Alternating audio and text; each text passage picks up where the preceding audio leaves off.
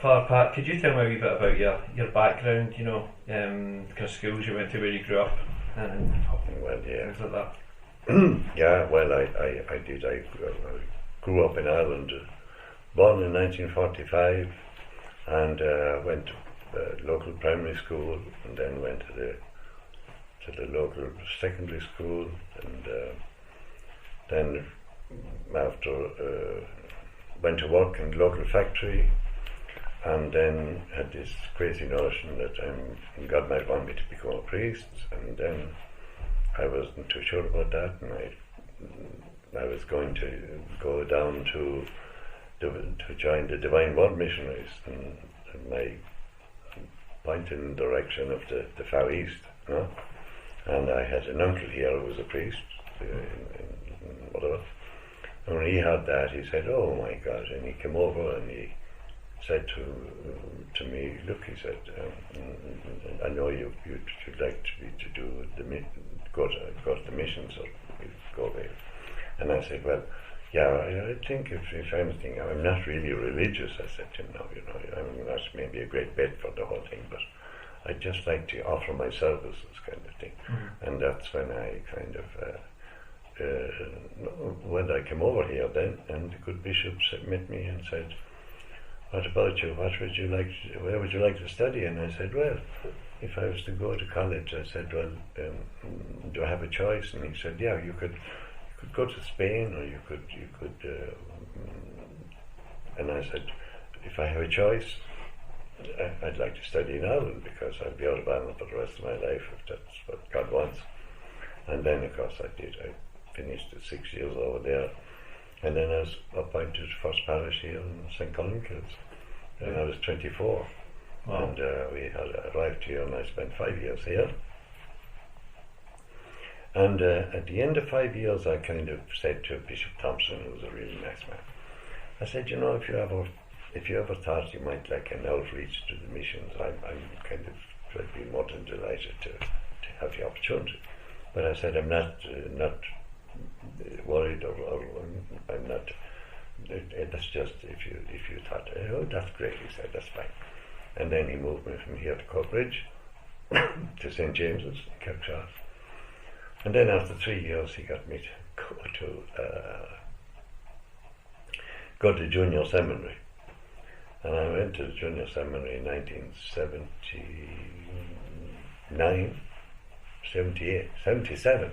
And in 1977 I went down to a little college down there called Langbank, and then I went up to Aberdeen to Blair's College, and then I said to the bishop a few times, I had been listening a bit to read a bit about Pope John the 23rd and about what he did when he was elected Pope, and how when the diocese asked him what he would like, he said, "Well, send 25 priests to Latin America. There's no priests down there. 70% of the world's Catholics live there and are served by 11% of the world's priests." So I said to Bishop, "Would there be a possibility of doing that?" Yeah, I said, "Well, Blair's closed then in 1986. And then he said, "Would you go down to Hamilton now too?" And I said, "Oh yeah, well." But I said, "Maybe you'd consider again, maybe my request. Go down to Hamilton anyway," he said, "and see how it happens there." And I went down, wonderful parish, like Our Lady in St. Anne's, Calzor, terrific. And parish priest said, "You won't be here too long, and you'll forget all about that," he said, "because this is great, you'll really enjoy it here," which I did. But I said, maybe I'd have one more walk with the bishop. And then after a couple of years, I said, "What about it?" "How well," he said, go to the St. James Society." I said, "I'd go to St. James Society in Boston. That's where their headquarters. They mightn't accept you," he said, And I said, "All right, that should be fine." Didn't accept me, that's great. So I had an interview over there, and they said, "Yeah, I think you'd be of some use down there, all right." And then Christmas Day 1988, I left the parish and said I'd be away for a while. And then but 2 weeks later I was in Ecuador. Wow. And I spent 6 months trying to learn Spanish. And I was all set to be a priest up in the Altiplano up near Lake Titicaca, where I met a priest who was kind of had an interesting apostolate up there. But the boss said, "No, Paddy, I don't want you to go there. I want you to go to Peru. And you're a country boy, and we'd like you to work in the mountains." So that was what happened. So I spent my whole 10.5 years in a mountain parish north of Lima. Wow. And that's where, while I was there, shortly after arriving, these 3 fellas were shot, they were killed, and they were beatified 5 years ago. So they're the fellas on the mantelpiece there. The two Capuchins and the diocesan priest from Bergamo. And that's one of the priests that responded to Pope John the 23rd's kind of initiative. He was one of the 25 that went. And Sendero killed the 3 of those. And then they intended to kill a 4th, but the 4th fellow survived because the bullet went through his neck, but it didn't hit the main artery, and he survived. And he was at the beatification 5 years ago. They were beatified. So that was. Then I was there for 10 years, and Bishop came out to see me and said one night, said to me, "Well, would you ever think of coming back to Scotland again?" Well, I said to myself, what am I going to say to that? I said, "All right, if you find somebody to take my place, I'll come back." 2 years later, I said, "Got somebody who'd like to do that?" I said, "Okay." Came back in. That's it. Wow. See if I can dial it back a wee bit. See, when you were growing up in Ireland and things like that, did you have any like specific kind of interests at school, like hobbies, or did you sporty or anything like that? Oh, like yeah. GA? Yeah. I played football. Yeah, I did. And I cycled to school because I lived in the country, so I cycled 5 miles to school every day and 5 miles home, winter and summer, and did a bit of running, like, and sport was, big, loved, and right to this present time, like, I love when I was cycling up to a couple of years ago, and we'd cycle maybe 60 miles every Tuesday, and sports a big part. Yeah, I love it even still. And would you say you came from a kind of traditional Catholic family, and did the faith play a part in your life at a young age? I did. I think one of the things I had to, I was called after my grandfather, and he was a farmer, and we were great pals. We were big mates, and people used to say, "You don't belong to this family at all. You just head down for your granddad, and you're sitting you're like 2 old men sitting together, and you're talking away." And he was a bit into poetry, so I'm into poetry as well, things like that. And he was an old teacher at one point. But my father was a businessman, but he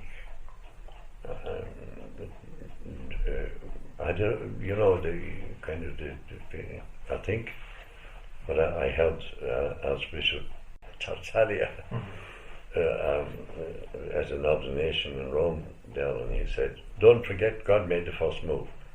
I don't know to this day, like how because I went to be an altar boy one time, and the parish priest ran me. He said, "No, you're too big." He said, "I can't get a rope for you, go back."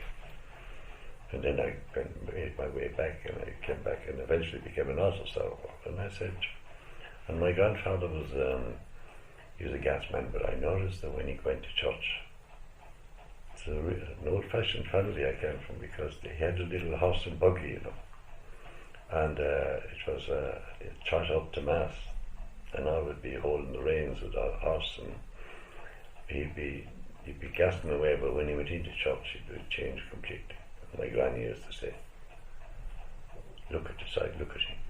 And I just said to myself, that makes a hell of a difference to that fellow's life. and that kind of said, oh well, then I kind of, my father was a businessman. He wanted to be a millionaire, but his health gave way, and he was kind of reduced to, and you had to discover for himself like that, making money wasn't the most important thing in the whole world. That your family and your change thing. And I said, oh yeah, no. So, yeah.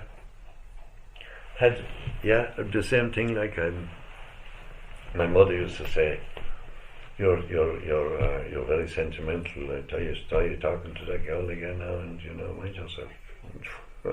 So, and things like that. So I was kind of. The fellas one of my mates in class said that he was going to become a priest, and we got round him and said, Jack, he's down in Kenya. Jack, that's an illness you've got, don't you bother with that. Make something of your life. And then I said to myself, Jack is gone anyway, and I said, I'll have a go at myself. That was it. Yeah. So, no, I still love it. I'm really pleased that I did it. Mm-hmm. That stage. So what do you think was the catalyst then? Do you think you'd seen your grandfather in church and how the faith affected him? Yeah, but also I've always had a fierce sense of fair play. If I saw somebody getting hurt, teacher made fun of a fella in class that wasn't maybe too bright. I'll kind of say to the lads, what do you think? That's not right. And we had different ways of kind of telling teachers that we didn't like that. And that's always been kind of a thing. So when I was a sucker for kind of saying, yeah, if you can do something with your life, maybe being a priest. I also would look at the local priests at home and say, those are smart boys, and they're imagine and look at how they live. How they lived was important to me, and then that kind of process repeated itself, because when I went out to Peru, there was a young fella who was really smart, and he said to me after a couple of years, you go up into the hills, don't you, and you stay in these villages, and you sleep anywhere or eat anything, and you seem to be getting on all right, and I'd like to come with you. And I said, Isaac, I've just had a message from him. Isaac, make something of your life, don't you bother with this kind of stuff. You could do something really, you're smart, like you could become a doctor, you could become anything. But no, I said, will you try? So he's the Vicar General now in the diocese over there. Mm-hmm. But and he's now into the scene, I suppose. He's into that now too. So what I did like is sometimes people would say like, I'm too great. I have got so much out of this in Peru, and they're really pushing the boat out in Peru, and being in danger because they said, Sendero said they would kill 4 foreign priests, and they said, and I was then the next door neighbours, the hill over the back of the hill they lived, and I lived this side, and people used to say, you could get bumped. I said, yeah, all right. And then people would say, Padre, those bad people are around. Why didn't they kill you? And I used to say, Signora, I think I was too tall. Oh, I said, did you hear the Padre? He was too tall. That kind of stuff. But you had to kind of had I read somewhere recently, the healthy disregard, like for yourself, without making a fool of yourself. So I did. The more I pushed the boat out there now, the more I I got a great kick out of it. So, a couple of questions about vocation. What does Yeah. the term vocation mean to you in the broadest sense? And what surprises did fall on your vocation bring? The thing that set me off a bit was I got the kind of idea that God calls you, no matter whether you're a layperson or you're whatever you are, whatever role you have. And I've always kind of felt that if God calls you, then you can offer your services, and you'll discover whether He wants you to do this, or He wants you to be the father of a family, or He wants you to lead a single life, or whatever. But that's where I think. So I kind of got it into my head. That was part of the things that the brothers did in the school I was at. They kind of had a fierce sense of justice, and then they said, looking down at all of you fellas, there were 21 of us in the class, I think, and he said, you know, God is calling each one of you now to do different things. And we all met last year. Imagine, it's 1963. That's when we left school. And we all met last year. It was a fascinating thing. 16 of the fellas met in our town at home. And we were all able to say, how's the journey been for you? What have you done? Yeah. How many kids have you got? Yeah. Where did you end up?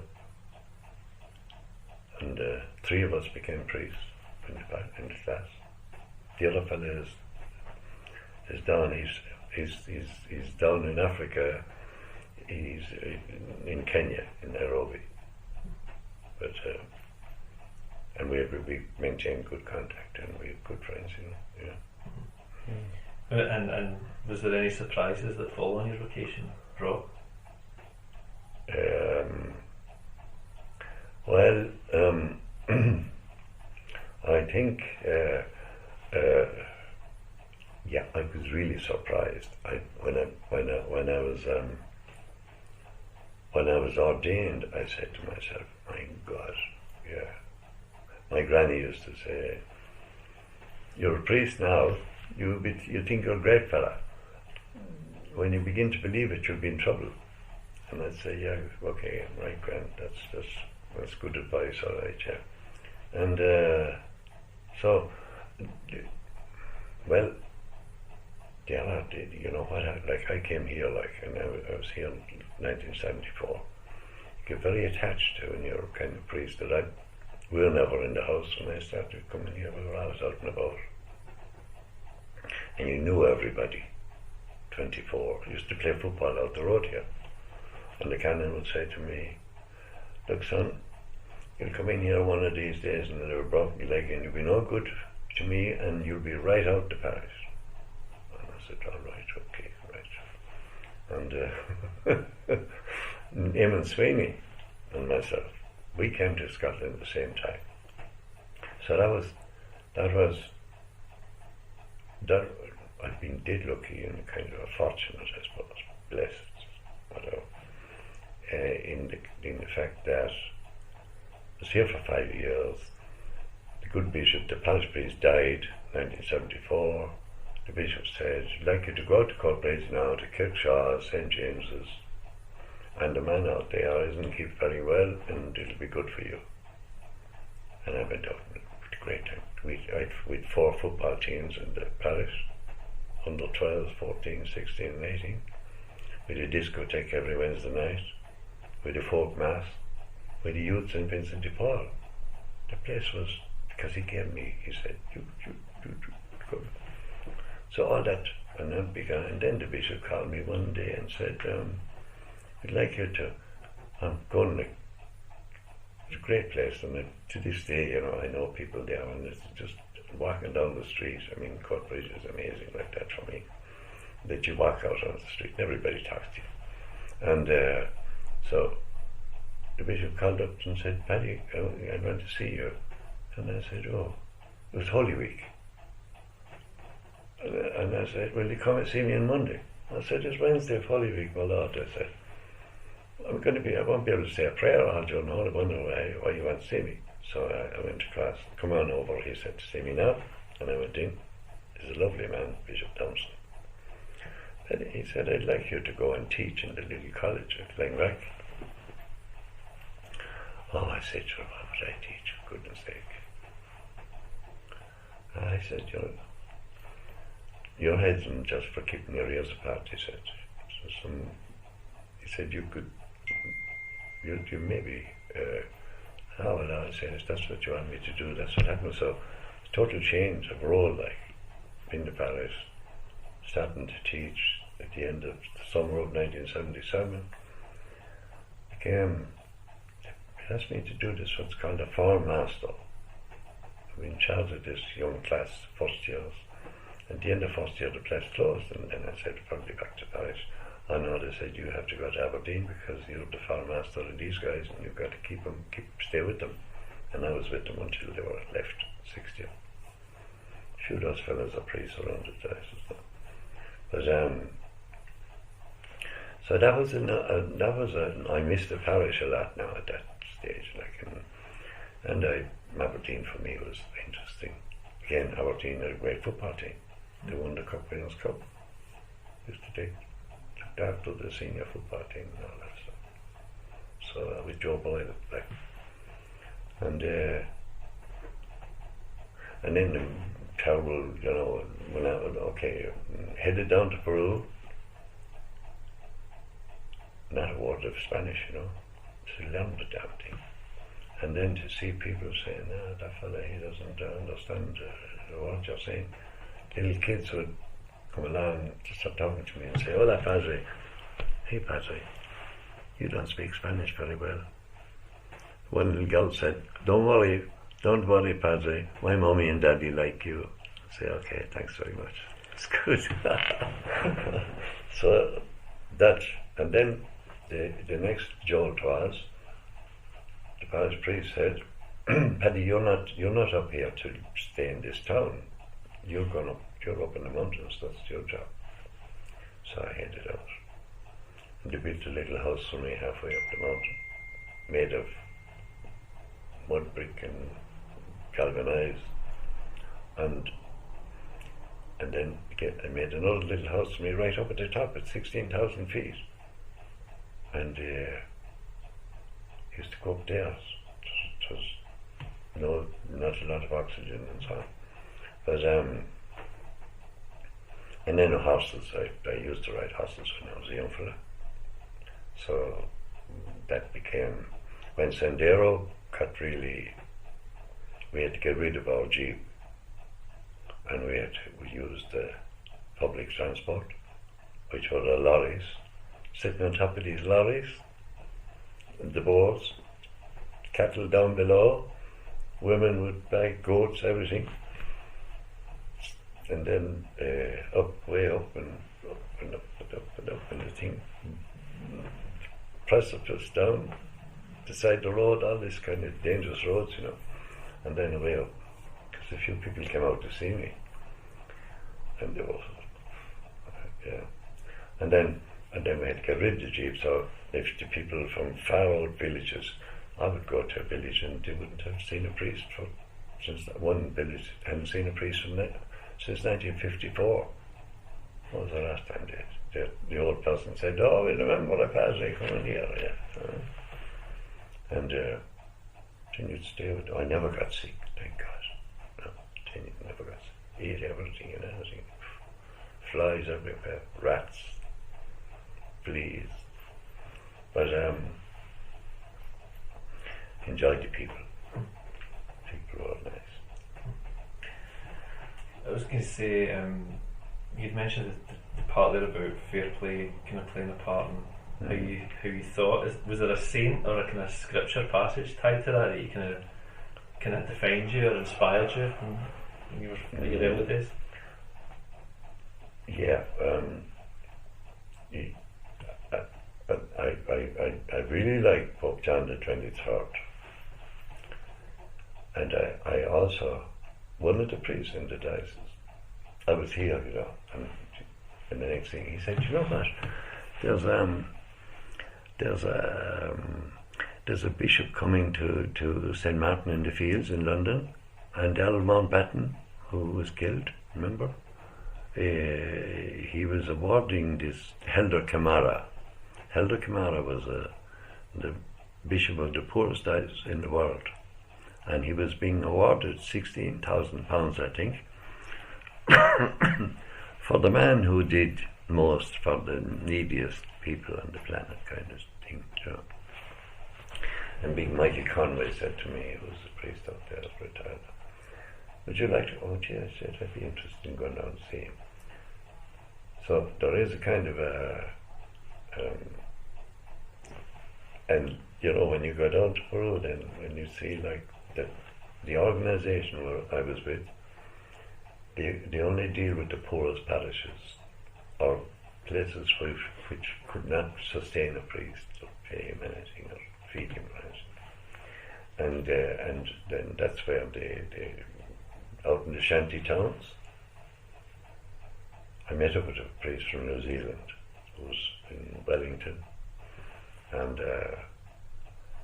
the fact that I was up in the mountains with the poorest of people, because when I arrived there was a drought, and then there were rains, and the mountain, you know, was full of flowers, and then there were the Nino phenomenon.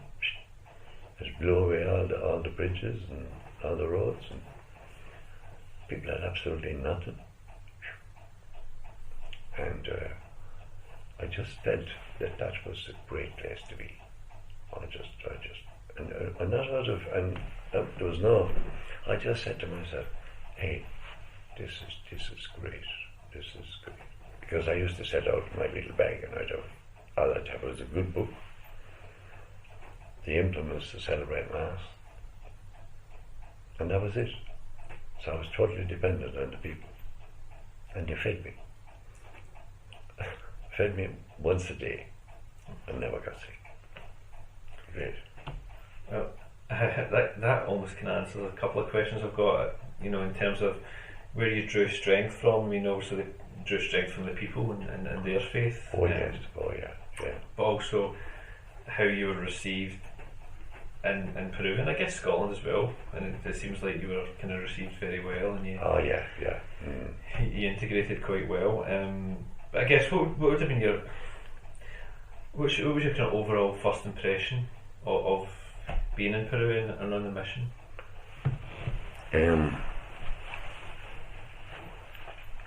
I suppose now, like, I'll tell you a thing that happened. When I was going to work up in the Altiplano, you see, in Bolivia.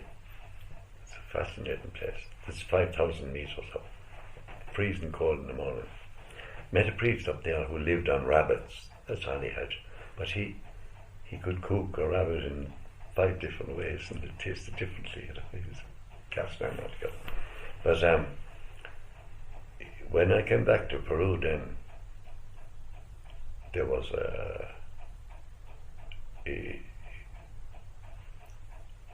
I'd become a friend of this fella, although I thought I was going to stay in Bolivia, so I was with him during language school, you know.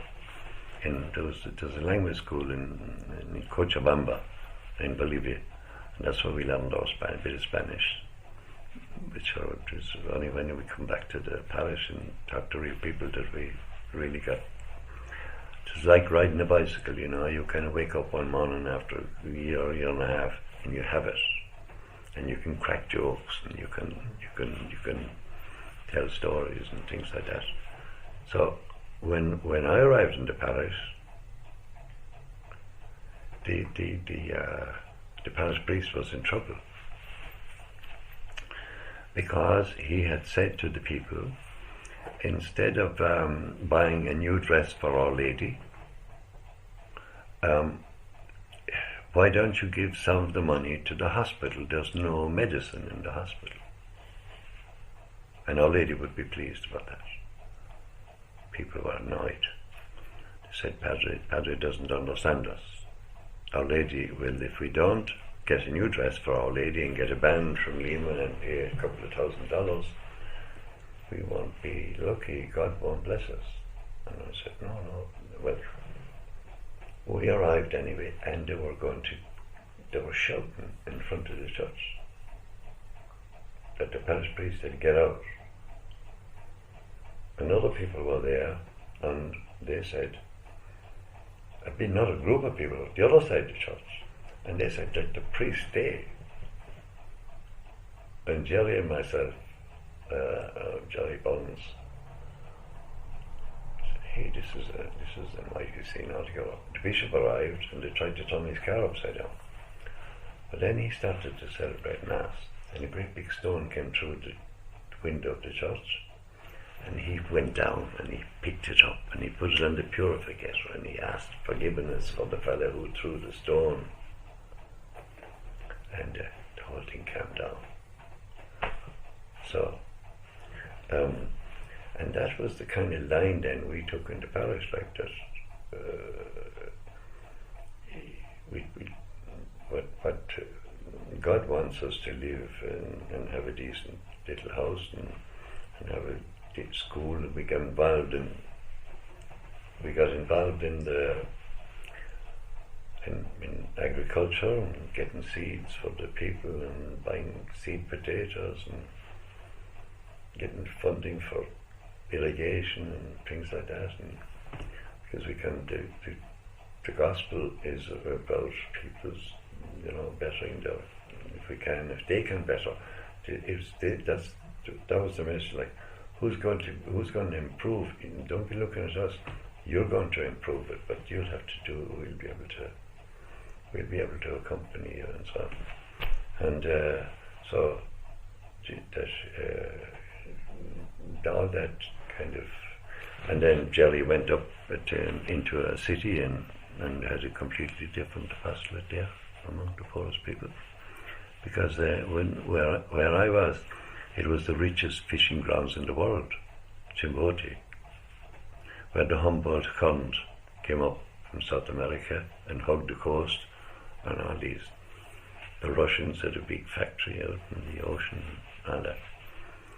But the people in the hills didn't benefit at all from any of that,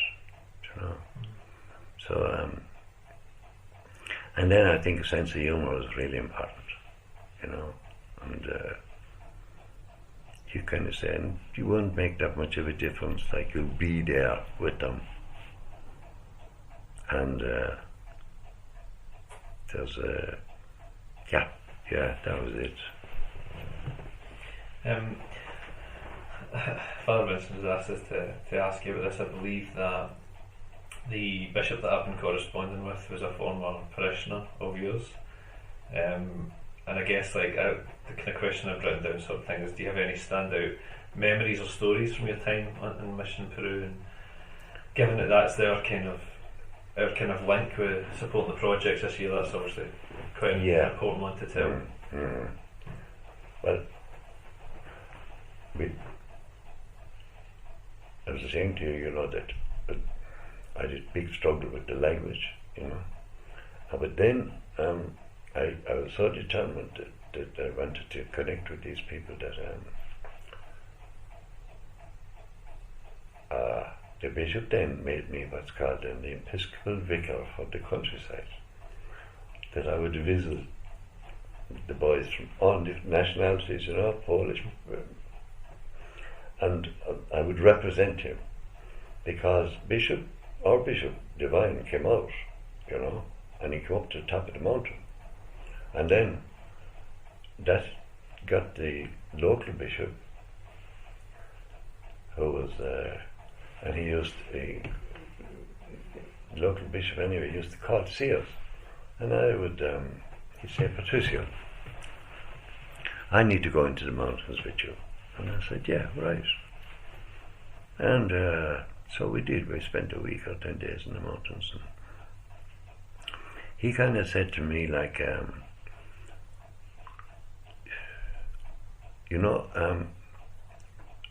one of the big challenges for us as missionaries is, and like Vincent now was great at that, I believe, you have to learn to think differently.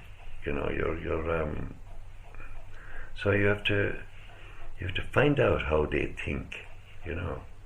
A South American, Pope Francis, for example. Pope Francis is typical South American. And the hallmark of one of the things now that he has, that I can hear all the time when he's speaking, is he loves people, you know, and he has compassion for people, and he kind of that's the big thing. Like one of the things that people used to say to me fairly early on was, "Padre, were you sent here?" And I said, no, it's not my fault. I came here. I want to be here. "Oh, we think you like being with us." I said, "Yeah, I do, you know. Yeah, because I'm learning a tremendous amount from you people." And I think that's like we don't go to bring the gospel. God is already there. You have to discover with them that they already experience God and bring it out, and they just, you know. So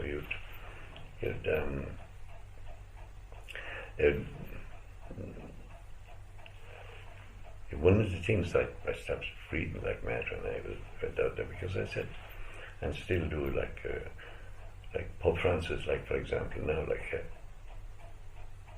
I just finished a lovely book by a fella called Loney about him. Why is he the way he is? So I think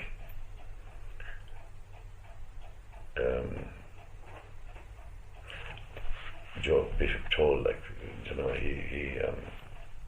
we were up in Aberdeen together, so he knows me, I know him. We used to go to football together.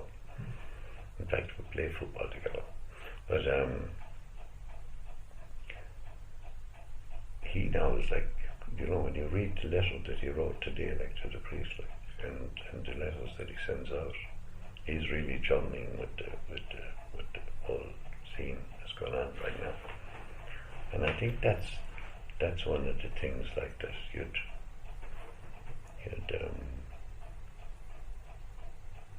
the other thing is you never wore a collar or anything like that when you're up there. You know, you're just people, you know.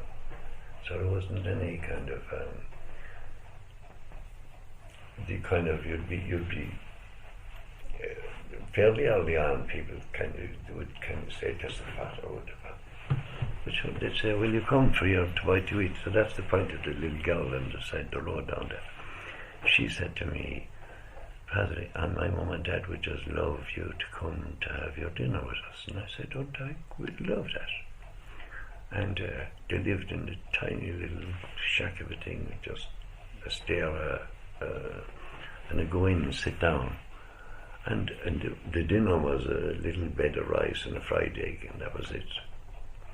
And they said, "Oh," and that the word got out then. The Padre loves to be invited to go sit at a table with us, and you can say what you like to him because he won't get upset. And I think that's one of the things like this. If we can, that's how I was broken out as well after. Yeah. Oh, I'd say that's the best thing I ever did. Easily. This is great. I've been here the last 10 years. But there's a mission here too. Big mission here too. But what was your question again? It was it's obviously just it was talking about kind of memories and stories of your time in the mission, and obviously Vincent had said that one of the ones was that the reason we chose Peru for our focus project this year was because I said it always helps if there's a link person sort of thing, and he had said the story about yourself having known the bishop long before he was a bishop sort of thing. So we've got a couple of projects. One is a disabled children's feeding programme, and the other one's to build a new parish house in one of these kind of rural areas sort of thing. So in Peru? In Peru, yeah. Ah, yeah. Because, you know, Martin Chambers is another great fella here. He was my football coach when I was a kid at St John's in Stevenson. That's where I'm from. God's sake, man. He was in school when I was in Aberdeen. And when I was up in East Kilbride, you see, one day, come out after mass and I'm seeing this fella sitting over the side. I said, "What the hell is that?" I wonder. His face looks familiar. His mum said, he said, I'd love to go to South America. I said, if you really want to go, the bishop just won't say to you, off you go, because you're wrong. So he had to ask a bit, and eventually he thoroughly enjoyed it too. He thoroughly enjoyed it. Great article. So I think that's the thing, like that.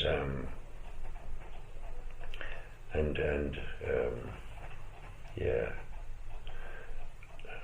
The bishop, the bishop. We had every. I discovered, like in the villages as well, that you have to find the person who really is the head of the community, and it could be usually it's a woman, the mamacha. And when I discovered that, like Bishop Lucha, who was the president of the Bishops' Conference of Peru, I said to him, he said to me, "You're going out to the Puerto?" Yeah. I said, "I'm going out." Yeah. We had the fishing village, and I went out there, and I used to go out there, and 2 people came to Mass for 2 years. 2 people, that was it. An old lady with sticks, and a lady who was the mother of 5 children by 5 different men. Chabuca. So anyway, I said to him, "Why is it, can you say, so few people come to Mass?" Then I was talking to a fisherman one day, and he said to me, "Patrick, you don't know there's a senora who's the grandmother or great-grandmother of half the fishermen in this village, and you haven't gone to see her, and you haven't asked for her blessing." Okay, so I went in and see her. After I'd done that, kneel down, she said, "I'll give you my blessing." And I knelt down. I went away home on holiday and came back. Church is filled. And not only did they fill it, but they built a little house for the priest. The whole thing is jumping now, and there's an old retired priest staying there. But that was the key, and I kind of said, I think it's the enculturation thing, if you kind of find out how the thing works, you'll do well. And he used to say to the bishop, he used to come every month for his supper, and he'd be pulling my leg. And when I went out for the beatification, I could see him in the distance, and I could see him looking. And he's retired, of course, and he has a small bit of dementia. And he could see him looking, and the next thing he must have said, "That's Patricia over there. That's it. Come on, I want to see him." So he came over, and he said, "Oh, Patricia." He said, "Want me?" He said, "Oh, yeah, see, Monsignor, that's it." That was. So I came discovering that in the different villages. I mean, there were 75 villages in the parish. Huge bloody place. A province. It was a province. So, and then with all the people, like lay participation, catechists. So you weren't so much, you're one of them, but you had your role as a priest. And then you kind of got other people to do what they are baptized and get them working as well. And that's the other thing. If you're going to do projects in Peru, it'll be interesting how you kind of undertake it. It's in a place called Sicuani. Yeah.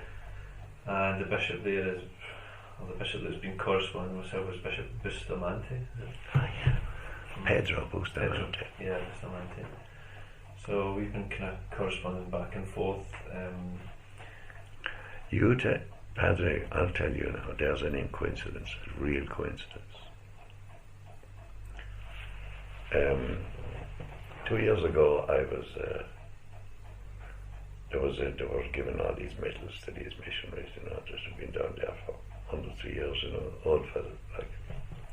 But I went to this in Cork, and when I went, here's this bishop, Pedro Bustamante, and he says to me, Patricia.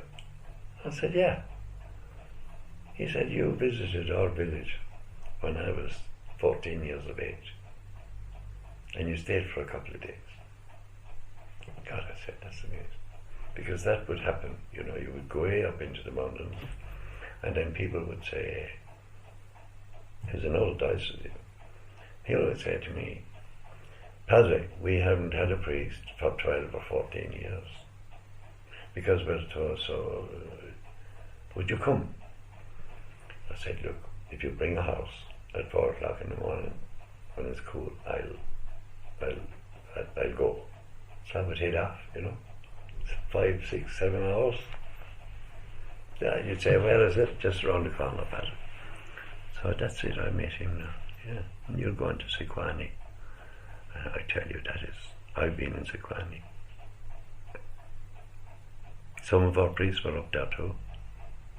One of them got killed on the road. How about that? Santo Tomas is one of the towns up there. What are you going to do up there? Well,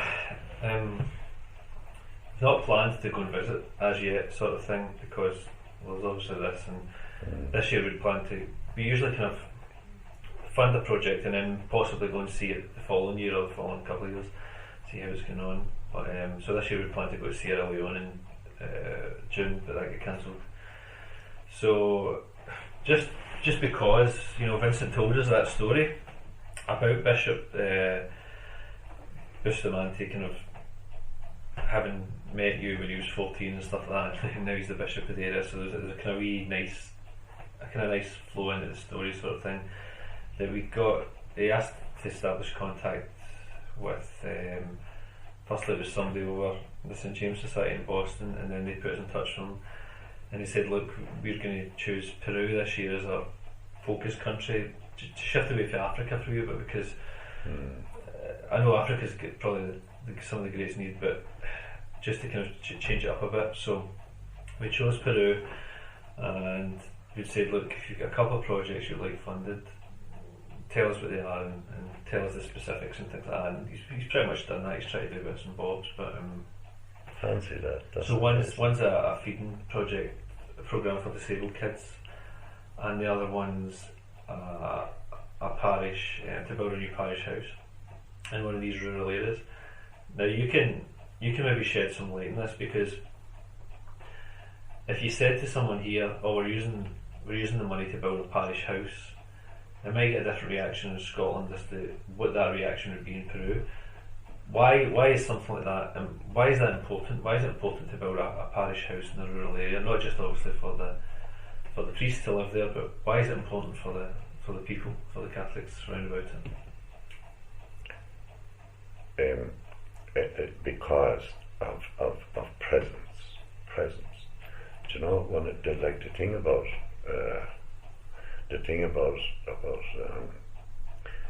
the reason why the people built a house for me halfway up the mountain was that then they knew I would stay with them, and I'd live there, and I would live there for weeks, and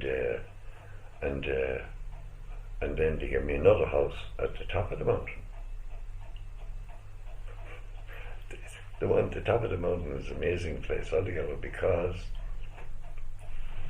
I'm sitting in this little house halfway up the mountain, or sitting in the chapel, and sitting down. The next thing, this fella arrives, and he's all dressed up, and I kind of look at him, and I say to him, then I look behind me, and he had 5 bodyguards. He was the Minister of the Interior.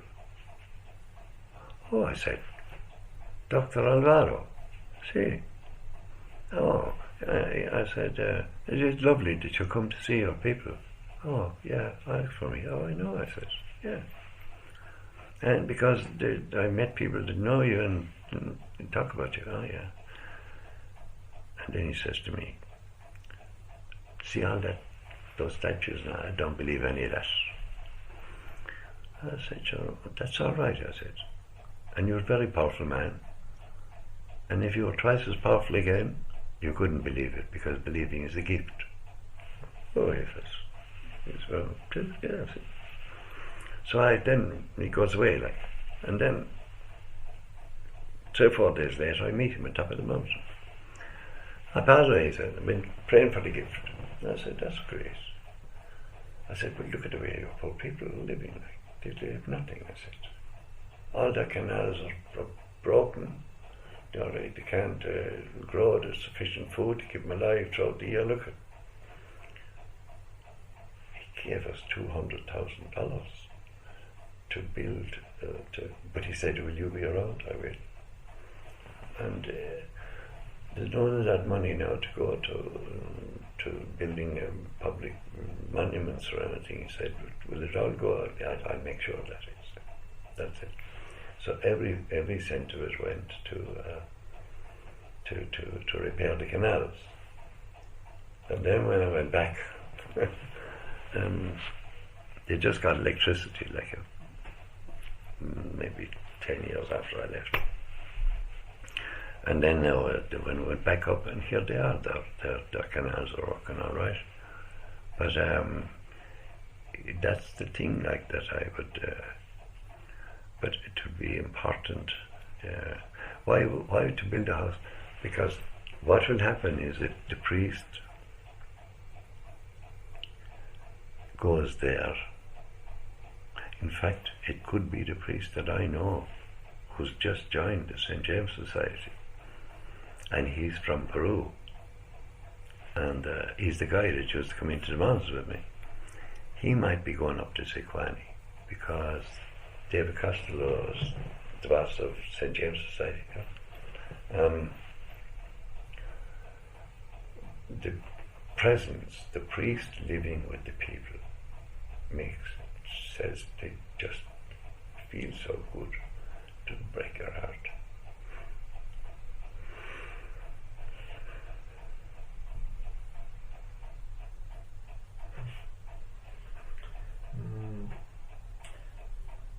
You've probably touched upon some of this, but what do you think are the most important qualities or characteristics that a missionary has to possess? Yeah.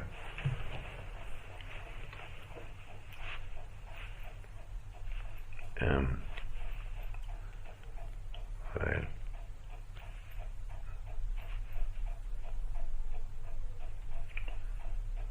I suppose he has to say his prayers first of all.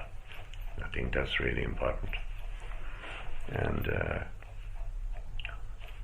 then, you know, he's got to be happy, you know,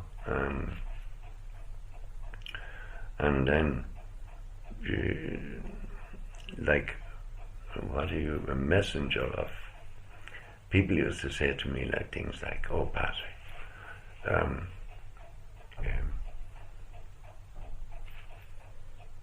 I think being there, like, and being happy to be there is really." Martin James was the same. Like, people just loved the fella because not only was he there, but he was happy to be there, and he loved the people. And I think that's the missionary isn't kind of bringing God to the people. Like, he's going there and he's going to be there with them. Solidarity, you know, and enjoying it. You know, I mean, people would say, "God, I had a great bloody time altogether." Because I hadn't a care in the world, and I discovered that I didn't need things like all I needed was I did need a good book. I always brought them. I read some cracking books like Don Quixote de la Mancha and Les Miserables and Dostoevsky and all these, and because they'd be a bit difficult, and with the help of a candle you'd be reading them But I say the missionaries, yeah. Yeah, I think that's the big thing, you know. That, and then it's not what you give, it's what you receive. You get a great, and then you get another. A missionary like gets another. It comes back. I'm sure if you when you talk to Martin as well, or any of these fellas, you've seen the world through different eyes, like, and I mean, I think that's one of the big things about it, yeah.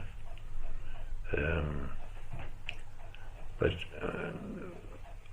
I would have been hopefully been equally happy to be here. But when the bishop gave me the green light and I got there, I said to myself a few times, "Geez, what? You've bitten off more than you can chew here, brother." But when your back's to the wall and you kind of, you know, I think it helps you a lot. But that'd be great if you. And the question of the house is a really good thing now, because the house won't just be the house for the priest. That'll become bigger. There'll be something like maybe there'll be a pharmacy, you know, and he might have build a little hall. But the fact of the priest going, there's a fella out there in Lima, just outside Lima, and he went, and that bishop I was talking about, he went and set up his little house with the people. And from that, a community comes into being. You know, the priest is able to. Comedores are a big thing in Peru. Comedores are common kitchens, you know. And what the priest usually does, what we could do, would be you would buy flour, you'd buy oil, cooking oil, you'd buy soya, and you'd buy you'd buy a stove and basic instruments, and you'd hand it to the people and say, "Now look, this is a kitchen, and you can now set up a comedor, and people will eat much better, because one of the and that kind of makes community, you know." Yeah, there was an old sister with me. She's younger than me now, but anyway, at that time, Bonaventure from Chile. And I said, "Sister, look at the area north of our town, look," I said, "because it's a whole series of shanty little dwellings, and people have come in from the countryside and they're trying to get gold." I said, "It's abandoned. Would you go in there?" "I will," she said, "but you stay out, and I'll invite you in when I've got them together." And that's what she did. She went in, started them to cook for each other, buy a bag of flour instead of going and buying like what you call it, the kilos of flour. And gradually their conditions improve, and then you can see it. Like you could, you know, Lima now is an amazing city, but like parts of it now that were shanty towns are now middle class areas. People have built schools and clinics and have electricity. So the priest living with the people, yeah, the blessing of presence. That's what you're doing by giving a house. Because another thing that happened was, the bishop said, "I want to give you a community of sisters," he said to me one day. "Oh," I said, "that's great, Article. They're from Mexico," he said. "Good. They're all young, right? They go into the mountains with you." "Oh." So of course these Mexicans arrive, and they start whistling and they start playing guitars, and they said, "Where are you going?" I said, "I'm going up halfway up the mountain here now." But I said, "I'll buy 10 chickens and we'll bring them up, because the people don't have a lot up there." And they would kill the chickens and cook them, and they would have all the people sitting around, and they knew they were of the people, do you know what I mean? And so, again, like, being able to share life with people is a great thing. But Bonaventure then, she made a community out of a whole lot of people come. It's called the invasions. You know, what happens is that overnight, people come in from the mountains, and they all kind of stake out a little patch, and they set up their house. That's it. Amazing. If you haven't been down there, you'll really, your eyes will be up like organ stops. I got a letter the other day from a fella he was called to the bar in Dublin, just a barrister, very nice family and so on. And he said to somebody in Dublin, I want to go to Peru, but I want to go when there are no tourists. Oh, he said, there's a fella out there and he hasn't seen the tourists since he arrived, and he's up in the mountains, and that's it. So he arrived. He was absolutely amazed. He keeps correspondence saying, that's the best holiday I ever had. Well, come on out. Yeah. Well, so what else did you? So I was really interested if Pedro Bustamante, she's the beneficiary of that. Yeah. Yeah. So I'll just check if it's still running. It doesn't need any more battery to it. Yeah, because something needs.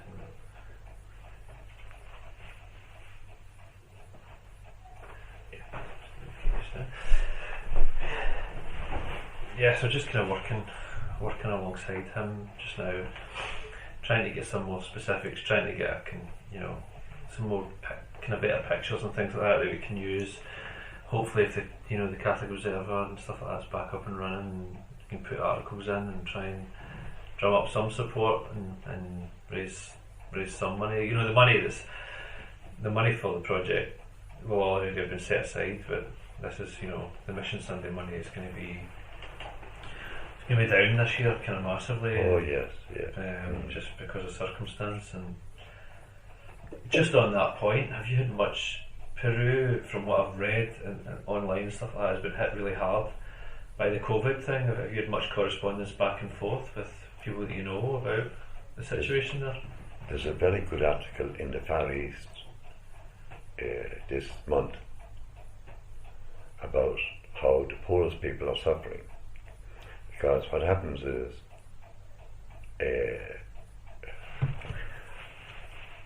there's a section of society in Peru, and they earn $2 billion a year.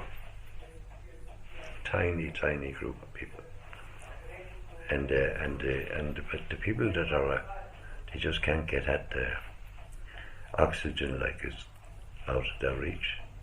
If you get COVID, you just can't get oxygen because it's too expensive. And the price of everything is related to COVID has gone through the roof. So it's out of the reach of people. And so that's why it's, your man said, there, Isaac, that's what he just said there now. I think it was yesterday. Let's see. He's here now. There. Isaac Robles Mejia is the fellow's name.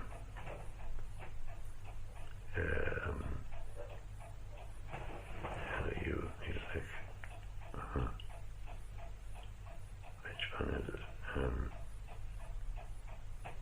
Yeah, it should be here. Search Isaac.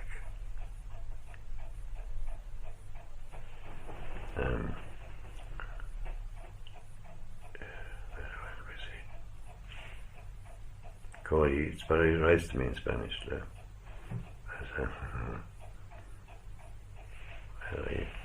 But so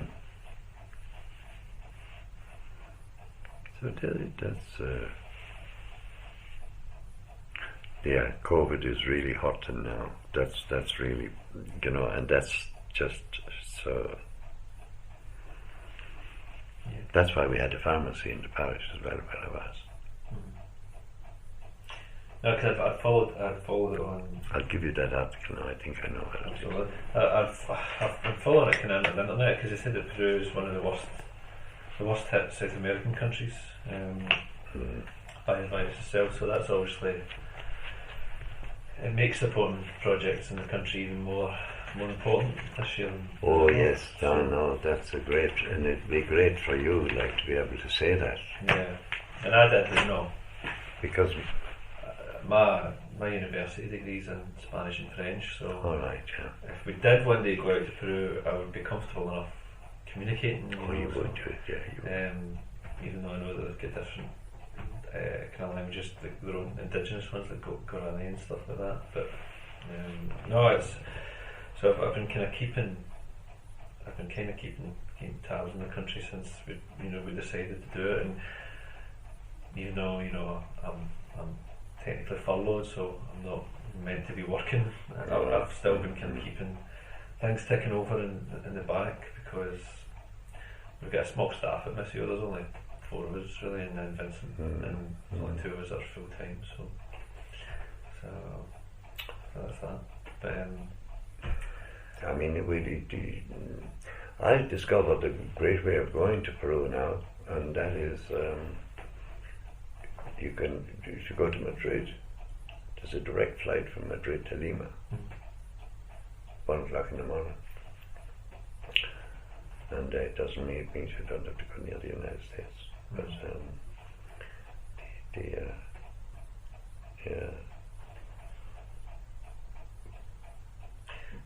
I've just got a few more things, but I won't keep you for too long. I don't know. Yeah.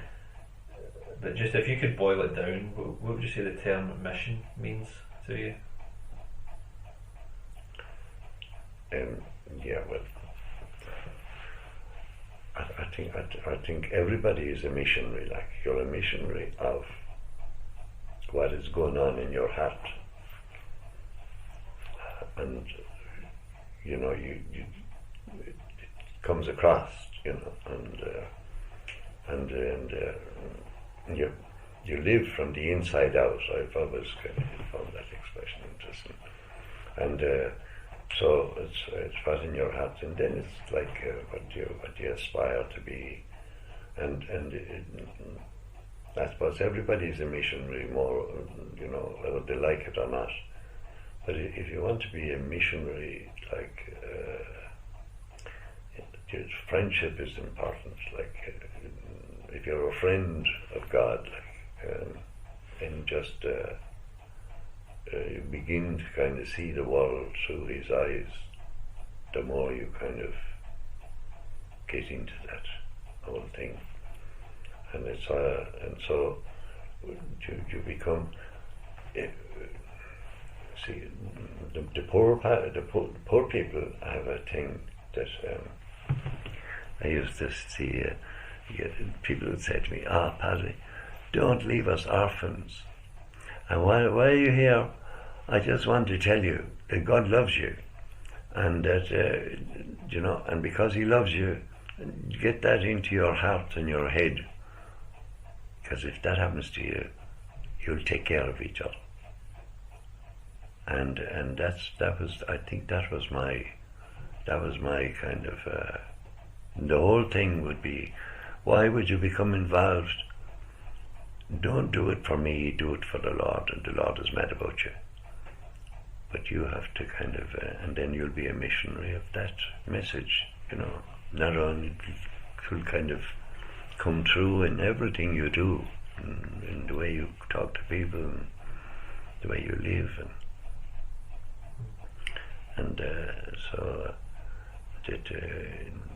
I think that's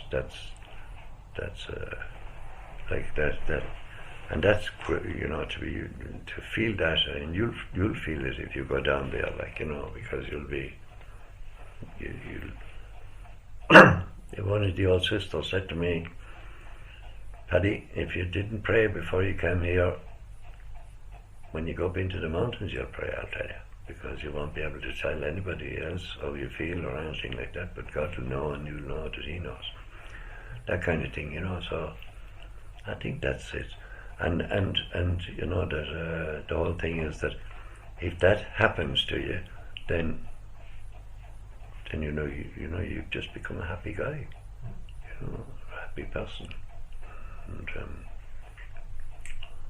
I guess in terms of, ourselves as a charity, we are the Pope's charity for missions to support mission projects and missionaries all over the world. And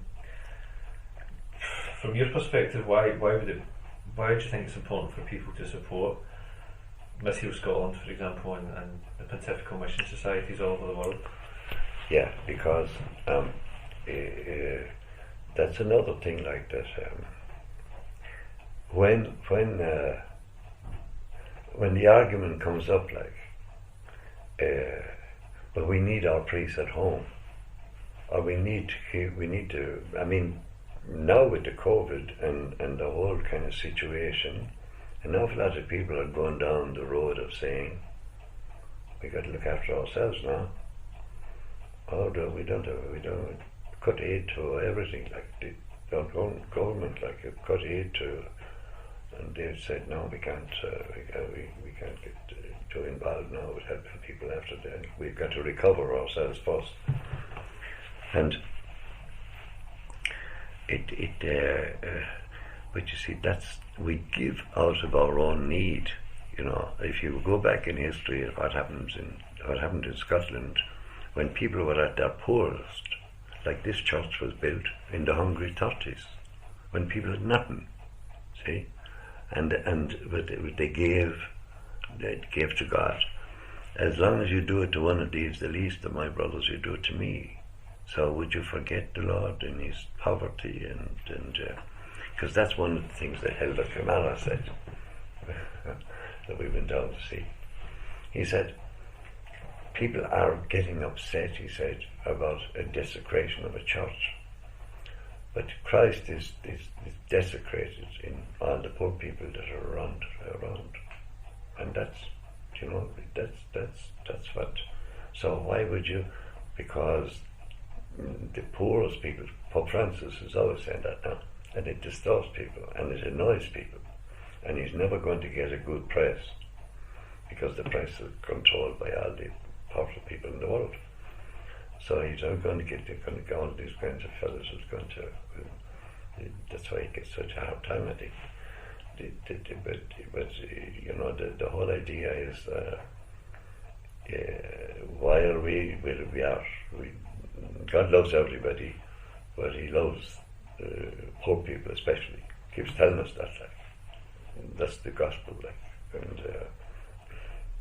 and children as well, like, God loves children like above all. So you can spread it out, like, if you kind of restrict your then you'll begin to think small, and you'll be able to say, sure, what value of poor people, and that we can forget about them. And what about the whole idea of disabled people? You can forget them as well. They're no use to anybody. So that when you begin to think like that, you have to have a big heart. To be a missionary, I think you have to have a big heart, and that's why Scotland, even though a lot of, and I suppose that's the message as well, like maybe from Skiaf and from Missio, is we really can't forget the poor people on the planet. Can't forget. So there's an idea, I guess, with the kind of like the Pontifical Mission Societies, there's the whole kind of idea of universality that never kind of breaks its. That's right, yeah. Because that's like, what is the church like? We would say, well, the church is the heart of God, and the church is meant to portray God to the world. And what is a God who loves everybody and loves us when we're involved? I used to say, like, to people, if you don't work for me now,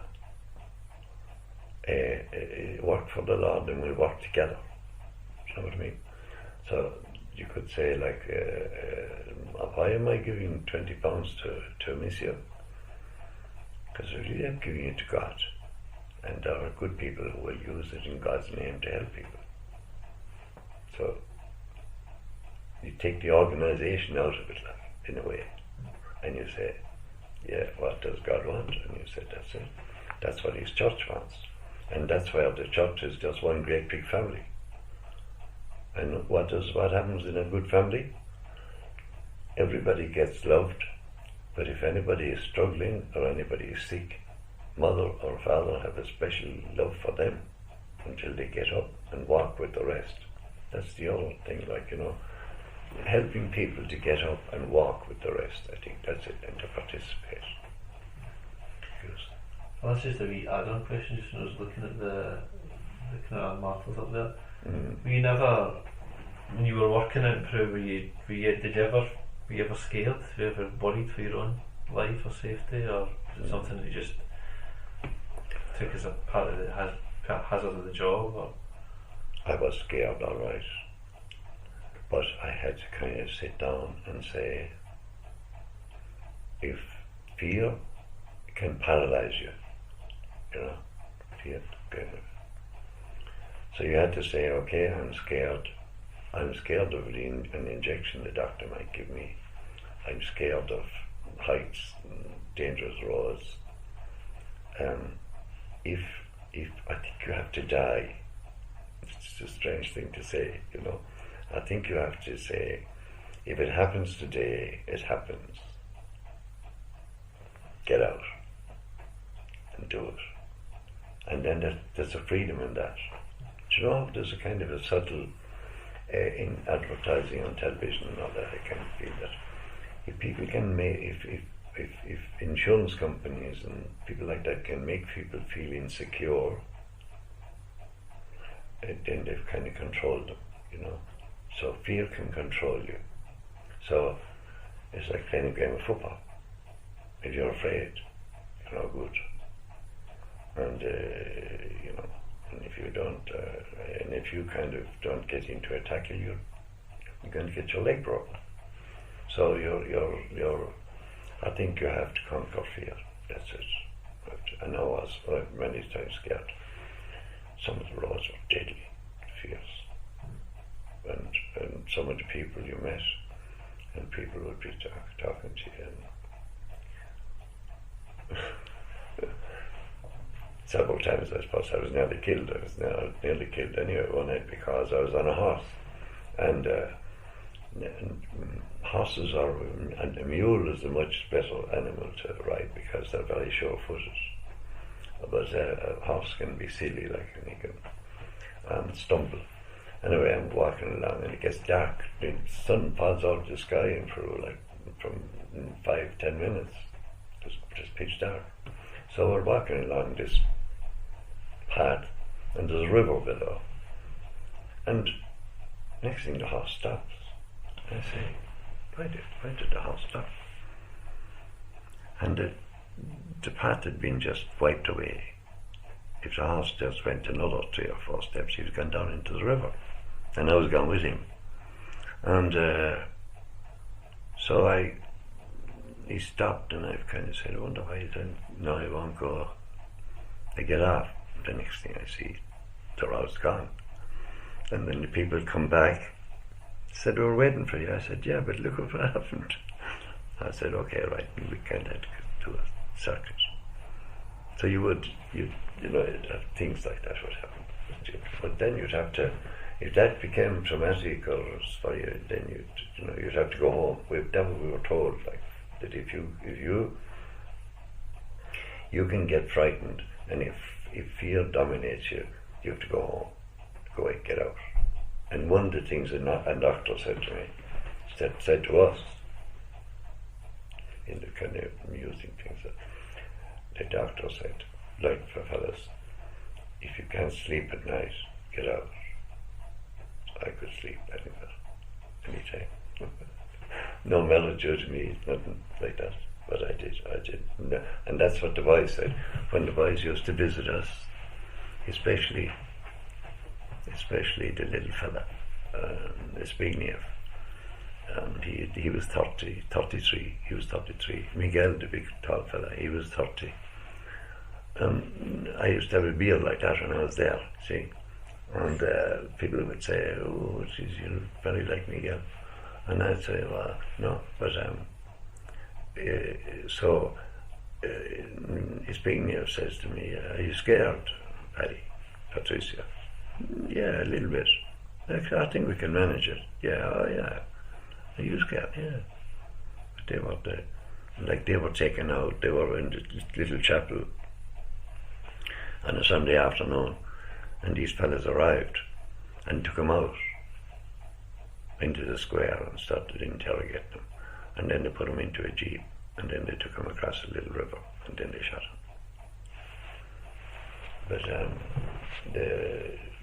But you'd have to, there were strange things happening in Peru at that time.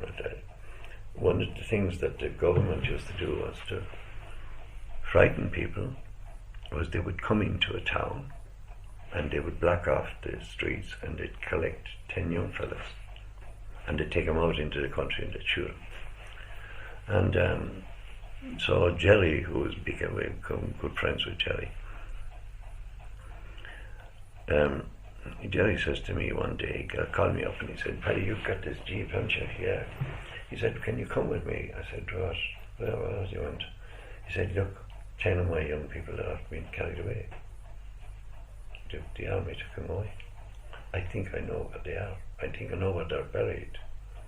Okay, will you come with me to kind of trawl the desert? I said, okay, right, yeah. I said, you know what? See if we discover them. We'll be put in beside them. Okay, we went drove around. And he now phoned them. I said, okay.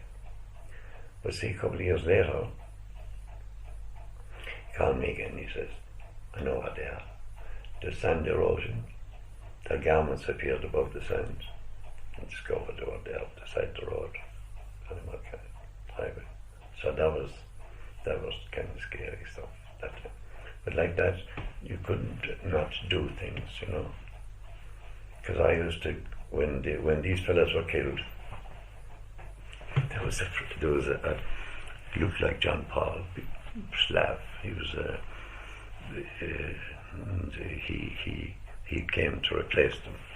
Stanislaw, Patricia, yeah. You coming to see me? Yeah, right.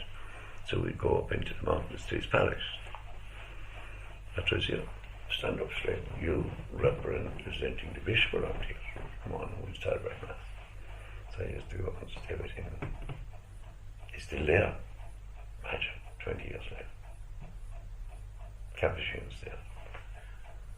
Yeah. So fear is. Yeah. Manageable fear, yeah. That's Anyway. good.